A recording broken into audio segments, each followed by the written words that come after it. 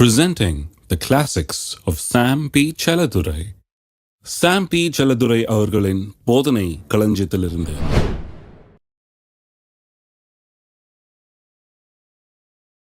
கோரேசை குறித்து அவன் என் மெய்ப்பன், அவன் எருசலேமை நோக்கி, எல்லாம் சொல்லுங்க, அவன் எருசலேமை நோக்கி நீ கட்டப்படு என்றும் தேவாலயத்தை நோக்கி நீ அஸ்திபாரப்படும் என்று சொல்லி எனக்கு பிரியமானதையெல்லாம் நிறைவேற்றுவான் என்று சொல்லுகிறவர் நான் எப்படி மெத்தடில் பண்ணுறேன்றாரு. நான் சொல்லுவேன் எருசலேமை பார்த்து நீ குடியேறுவாய், கட்டப்படுவீர்கள் என்று யூதாவின் பட்டணங்களுக்கு நான் சொல்வேன்னு சொல்கிறாரு. அவர் அவர் நேராக வந்தா சொல்கிறாரு. இந்த பூமியில் அவராக வந்து நேராக சொல்கிறார் எல்லாத்தையும். அவர் அல்ல, அவன் சொல்லுவான் என்று சொல்லப்பட்டிருக்கிறது. எல்லாம் சொல்லுங்க, கட்டப்படு, அஸ்திபாரப்படு, என் வீடே, தொழிலே, கையின் பிரயாசமே, பொருளாதாரமே, என்னுடைய எல்லா காரியங்களும் கட்டப்படும், அஸ்திபாரப்படும், நிலைநிறுத்தப்படும், ஆசீர்வதிக்கப்படும்.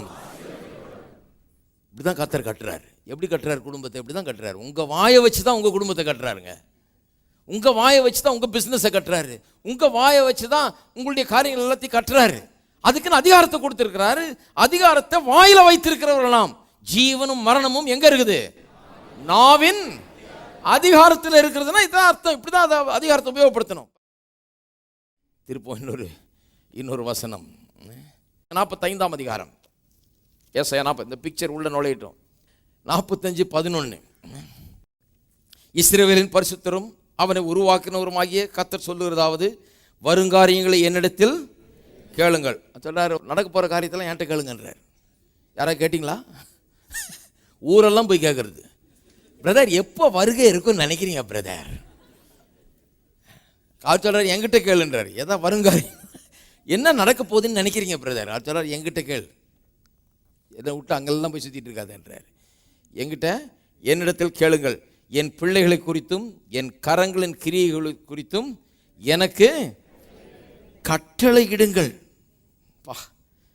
இந்த வார்த்தைகள் எனக்கு அவ்வளவு ஒரு பரவசத்தை ஊட்டுகிறது. கர்த்தர் சொல்றாருங்க, நான் சொல்லலை. நிறைய பேருக்கு நான் சொல்றது பிடிக்காது சில நேரத்தில். என்ன அப்படி சொல்றாரு? கர்த்தருடைய பாதபடியில் அடியான 20 வருஷமாக கிடக்கிறேன் ஆக்கும். இந்த சாம் சொல்லுகிற பொல்லாதவர் இப்படி பிரசங்கம் பண்ணிட்டாராக்கும், இது தப்புங்கிறார். கர்த்தர் சொல்றாரு, என்னுடைய கரங்களின் கிரியைகளை குறித்து என்னுடைய பிள்ளைகளை குறித்து எனக்கு கட்டளையிடுங்கள். எல்லாரும் சொல்லுங்க, கட்டளையிடுங்கள், கட்டளையிடுங்கள். 12ஆம் வசனம், நான் பூமியை உண்டு பண்ணி நானே அதன் மேல் இருக்கிற மனுஷனை சிருஷ்டித்தேன், என் கரங்கள் வானங்களை விரித்தன, அவைகளின் சர்வ சேனையும் நான் கட்டளையிட்டேன். அவர் யாருன்னு காமிக்கிறார். எல்லாத்தையும் நான் கட்டளையிட்டதுனால எல்லாம் உருவாச்சு. அப்போ அவருக்கு பிறந்த நாம், அவரால் உண்டாக்கப்பட்ட நாம், அவரை போலவே அவருடைய சாயலில் உருவாக்கப்பட்டவர்கள் நாம், நம்மையும் கட்டளையிடக்கூடியவர்களாக உண்டாக்கி இருக்கிறார். ஒரு தகப்பன் எப்படி பிள்ளைகிட்ட அதிகாரத்தை கொடுத்து மேனேஜர் ஆக்கி அவனை வச்சு அதிகாரம் செலுத்துகிறத வேடிக்கை பார்த்து சந்தோஷப்படுவானா, அதுபோல் அவர் சொல்கிறார், நீ கட்டளையிடுப்பா, நீ கற்றுக்கோ, என்ன மாதிரி கட்டளையிடுறாள் நீ, அந்த ஜாதி நீ. ஹலோ, அந்த பழைய ஜாதியெல்லாம் போயிடணும், இந்த ஜாதி உள்ளத்தில் இறங்கலாம். நீ அந்த கட்டளையிட ஜாதி, கட்டளையிடு. நீ எவ்வளோ ஹைட்டு வெயிட்டு, எவ்வளோ உனக்கு பணம் இருக்குது, எவ்வளோ டிகிரி இருக்குது, எவ்வளோ முடியுமா முடியாதோ, அவங்க என்ன சொன்னாங்க, இவங்க என்ன சொன்னாங்க, உங்கள் ஜாதி இப்படி, குலம் இப்படி, கோத்திரம் இப்படி, அதெல்லாம் யோசிக்காத. ஆவிக்குரிய அதிகாரத்தை பற்றி நான் சொல்லி கொண்டிருக்கிறேன். பரலோகம் உனக்கு என்ன தந்திருக்கிறது? பரலோக தேவன் என்ன சொல்லி இருக்கிறார்? அவர் சொல்றாரு, நான் எல்லாத்தையும் கட்டளையிட்டேன், எல்லாம் உண்டானது, நான் என்ன போலவே உண்டாக்கி இருக்கிறேன், நீயும் கட்டளையிடுகிற ஜாதி அதிகாரம் உனக்கு கொடுக்கப்பட்டிருக்கிறது, ஆகவே நீயும் கட்டளையிடுன்னு சொல்றாரு. 13, நான் நீதியின்படி அவனை எழுப்பினேன், அவன் வழிகளை எல்லாம் செவ்வைப்படுத்துவேன், அவன் என் நகரத்தை கட்டி சிறைப்பட்டு போன என்னுடையவர்களை கிரயம் இல்லாமலும் பரிதானம் இல்லாமலும் விடுதலை ஆக்குவான் என்று சேனைகளின் கர்த்தர் சொல்லுகிறார். அப்போ பாருங்க, இதில் எல்லாம் இது வளர்க்கணும்னா கொஞ்சம் புரிந்து கொள்ளணும். அது சொல்கிறார், என்னை கட்டளை எடுங்கன்னு சொல்கிறார். அப்போ அதிகாரத்தில் வாழுங்கன்னு சொல்கிறார், அதிகாரத்தை உபயோகப்படுத்துங்கன்னு சொல்கிறார். பழைய ஏற்பாட்டு காலத்திலேயே எது கட்டளை எடுங்க, அதிகாரத்தை செலுத்துங்க அப்படின்னு சொல்கிறார். அதிகாரத்தை செலுத்தும் போது அவர்கள் என்ன பண்ணுவார்களாம்? 13ஆம் வசனம் சொல்லுகிறது, அவர்கள் நகரத்தை கட்டி சிறைப்பட்டு போன என்னுடையவர்களை விடுதலையாக்குவான். யார் விடுதலையாக்குவா? இந்த கட்டளை இடுகிற ஜாதி இருக்கான் பாருங்க, கட்டளை இடுகிற ஆள், அதிகாரத்தில் வாழுகிறவன். கட்டளை இடுகிறதுனா என்னன்னு புரிந்து கொண்டால் நிறைய விசுவாசிகள் அந்த நிலைக்கே வரல. கர்த்தரிடத்தில் போய் கட்டளை இடக்கூடிய ஆட்கள் யாரும் கிடையாது, நிறைய பேர் கிடையாது பாருங்க. அவங்க புரிஞ்சு கொள்றது இல்லை. அது என்னன்னு அந்த அந்த லெவலுக்கே இன்னும் வரலை. அவர் சொல்றார், ஒரு கட்டளையிட ஆரம்பித்துட்டான்னா, இதை புரிந்து கொண்டான் என்று சொன்னால், தனக்கு கொடுக்கப்பட்டிருக்கிற இந்த உரிமையை, ஸ்லாக்கியத்தை, அதிகாரத்தை புரிந்து கொண்டான்னு சொன்னா அவன் எப்படிப்பட்டவனாக இருப்பான்? சிறைப்பட்டு போனவர்களை விடுதலையாக்கி நகரத்தை கட்டுகிறவனாய் இருப்பான். இருக்கீங்களா? எல்லாம் சொல்லுங்க. நகரத்தை கட்டுகிறவன், சிறைப்பட்டு போனவர்களை விடுதலையாக்குகிறவன். அப்படிப்பட்ட ஆட்களால் தான் நகரம் கட்டப்படும், பட்டணங்கள் கட்டப்படும். நான் சொல்லுகிறேன், இன்றைக்கு சென்ற பட்டணமும் இந்த இந்தியா தேசமும் கட்டப்படுவதற்கு எப்படிப்பட்ட ஆட்கள் தேவை? இப்படி கட்டளையிடுகிறவர்கள், அதிகாரத்தை, ஆவிக்குரிய அதிகாரத்தை எடுத்துக்கொண்டு கட்டளையிடுகிறவர்கள். இப்படி தான் நகரங்கள் கட்டப்படுகிறது, இப்படி தான் தேசங்கள் கட்டப்படுகிறது, இப்படி தான் குடும்பங்கள் கட்டப்படுகிறது, இப்படி தான் தொழில்கள் கட்டப்படுகிறது, இப்படி தான் எல்லாமே கட்டப்படுகிறது. சிறைப்பட்டிருக்கிறவர்கள் விடுதலை ஆவார்கள். அநேகர் இன்றைக்கு விடுதலைக்காக ஏங்கி கொண்டிருக்கிறார்கள். அப்படிப்பட்டவர்களுக்கெல்லாம் விடுதலை எங்கேருந்து வரப்போகிறது? இப்படிப்பட்ட ஆள்னால வரப்போகிறது. அவன் எப்படி விடுதலை பண்ணுறானா? கிரயம் இல்லாமலும் பரிதானம் இல்லாமலும் விடுதலை ஆக்குவான். ஃப்ரீயா என்ன பண்ணிட்டு இருக்கிறோம்? இப்போ ஜனங்களை விடுதலையாக்குகிற ஊழியத்தை செய்து கொண்டிருக்கிறோம். அவரிடத்தில் ஏதோ பெற்றுக்கொள்ளும்படியாக இல்லை, கிரயம் இல்லாமல் பரிதானம் இல்லாமல், without any reward, without expecting anything, எதையுமே எதிர்பார்க்காமல் கர்த்தருடைய தூதுவர்களாக இருந்து கொண்டு, கர்த்தரிடத்தில் அதிகாரம் பெற்றவர்களாக இருந்து கொண்டு, கர்த்தருடைய அதிகாரத்தை பூமியிலே பயன்படுத்துகிறவர்களாக இருந்து கொண்டு, அவருடைய சரீரமாக இருந்து கொண்டு சிறைப்பட்டவர்களையும் நொறுங்குண்டவர்களையும் கட்டுண்டவர்களையும் விடுதலையாக்குகிற வேலையில நாம் இருக்கிறோம். இருக்கீங்களா? அப்புறம் பாருங்க அடுத்த வசனம். எகிப்தின் சம்பாத்தியமும், இது ரொம்ப இன்ட்ரெஸ்டிங். எகிப்தின் சம்பாத்தியமும் எத்தியோப்பியாவின் வர்த்தக லாபமும் நெடிய ஆட்களாகிய சபேயரின் வர்த்தக லாபமும் உன்னிடத்திற்கு தாண்டி வந்து உன்னுடையதாகும். ஜனங்களை விடுதலையாக்குகிற வேலையில் தீவிரமாக இருக்கிறான். கட்டளையிடுறதுன்னா என்னன்னு புரிஞ்சுக்கிட்டு, ஆவிக்குரிய அதிகாரம்னா என்னன்னு புரிஞ்சுக்கிச்சு. அவனுக்கு விசுவாசிக்கு என்ன அதிகாரம் கொடுக்கப்பட்டிருக்குன்னு புரிஞ்சிருச்சு. அவன் தன்னுடைய நகரத்திலே அவன் ஒளி விட்டு பிரகாசிக்கிறான். அவனாலே அங்கே நன்மைகள் நடக்கிறது, அவனாலே சமுதாயத்தில் பெரிய மாற்றம் ஏற்படுகிறது, அவனாலே அநேக கட்டுண்டவர்கள் விடுதலை ஆகிறார்கள், அவனாலே அநேக குடிப்பழக்கத்திலும் போதை பழக்கத்திலும் கெட்ட பழக்க வழக்கங்கள் இருந்தவர்களெல்லாம் விடுதலை ஆகிறார்கள், அவனாலே அங்கே மீட்பு உண்டாகிறது, ரட்சிப்பு உண்டாகிறது, அநேக விடுதலையும் சுகமும் சமாதானமும் உண்டாகிறது. ஆகவே கர்த்தர் என்ன பண்ணுறாரு? இவன் பரிதானம் இல்லாமல், இவன் எந்த விதமான கிரயம் இல்லாமல் இதை செய்கிறான். கர்த்தருக்காக இவன் வேலை செய்கிறான். பாருங்க, கர்த்தருடைய அதிகாரத்தை பெற்று இந்த பூமியில் கர்த்தருக்காக வேலை செய்கிறான். ஆனால் கர்த்தர் என்ன பண்ணுறாரு? எகிப்தின் சம்பாத்தியம், அந்த காலத்தில் எகிப்தெல்லாம் ரொம்ப ரிச், எகிப்தின் சம்பாத்தியமும் எத்தியோப்பியாவின் வர்த்தக லாபமும் நெடிய ஆட்களாகிய சபேயரின் வர்த்தக லாபமும் உன்னிடத்தில் தாண்டி வந்து ஓவர்டேக் பண்ணுன்றார்.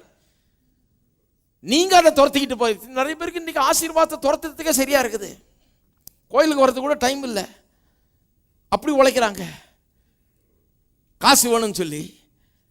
ஆனால் கர்த்தர் சொல்றாரு, நீ மட்டும் விசுவாசிக்கிற அதிகாரத்தை புரிந்து கொண்டு, எப்படி அந்த அதிகாரத்தை செலுத்த வேண்டும் என்று புரிந்து கொண்டு கட்டளையிடுகிறவனா மாறி, அதன் மூலமாய் அநேகருக்கு விடுதலையும் சுகத்தையும் சமாதானத்தையும் கொண்டு வருகிற மனுஷனாய் இந்த பூமியில நீ இருப்பாயானால், உன்னுடைய ஸ்தானத்தில் நீ நின்று உன்னுடைய வேலையை செய்வாயானால், விசுவாசியுடைய அதிகாரத்தை புரிந்து கொண்டு செயல்படுத்துவாய் என்றால் அநேகர் விடுதலை உன் மூலமாய் பெறுவார்கள்.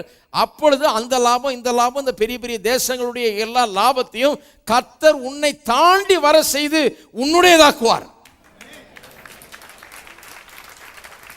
ஒரு வெல்த் டிரான்ஸ்ஃபரே நடக்கும்ன்றார். பெரிய வெல்த் டிரான்ஸ்ஃபர், அங்கிருந்து உனக்கு டிரான்ஸ்ஃபர் பண்ணிடுறேன்றார். அதெல்லாம் ஏன் சொன்னா, நீ எனக்கு முக்கியமான ஆள். ஹலோ,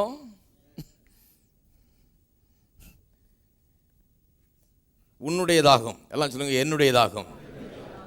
இவைகளெல்லாம் என்னை தாண்டி வந்து, சம்பாத்தியம், லாபம், வர்த்தக லாபம், எல்லா தேசத்தின் ஆஸ்திகள் எல்லாம் என்னை தாண்டி வந்து என்னுடையதாகும். அப்புறம் பாருங்க, அவர்கள் உன் பின்னே சென்று விலங்கிடப்பட்டு நடந்து வந்து, உன்னுடனே மாத்திரம் தேவன் இருக்கிறார் என்றும் அவரே அல்லாமல் வேறே தேவன் இல்லை என்றும் சொல்லி உன்னை பணிந்து கொண்டு உன்னை நோக்கி விண்ணப்பம் பண்ணுவார்கள் என்று கர்த்தர் சொல்றாரு. இதை பார்த்துட்டு இன்னும் கொஞ்சம் பேர் உங்க பின்னாடியே வருவாங்க.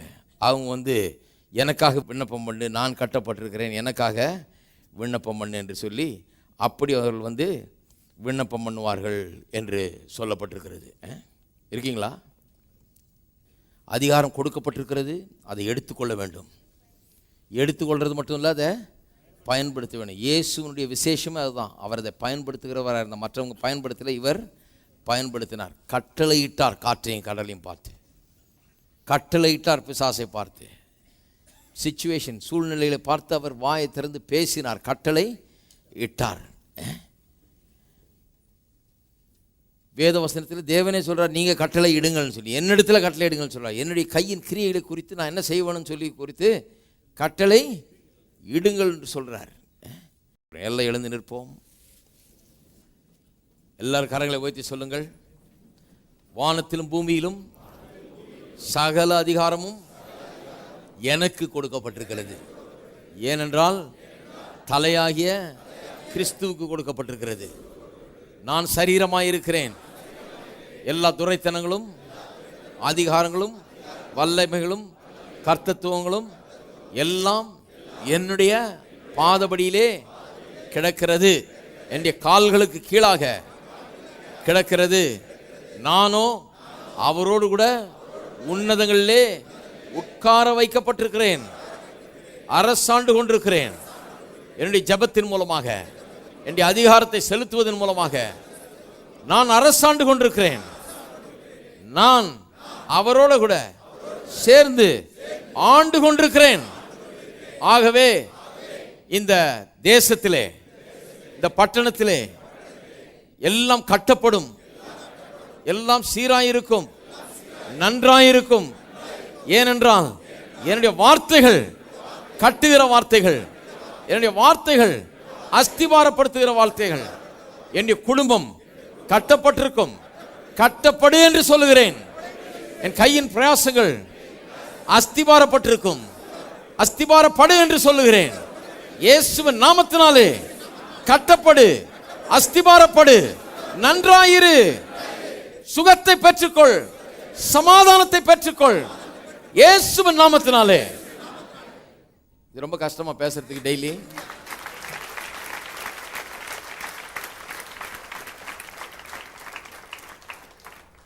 உங்க வீட்டு செவரில் துணிச்சுக்கிட்டே இருக்கணும். நீங்க பேசுனது அவ்வளோ பேசியிருக்கணும். அது செவரெல்லாம் சொல்லணும், நன்றாயிரு, நன்றாயிரு, நன்றாயிரு, கட்டப்படு, கட்டப்படு, கட்டப்படு.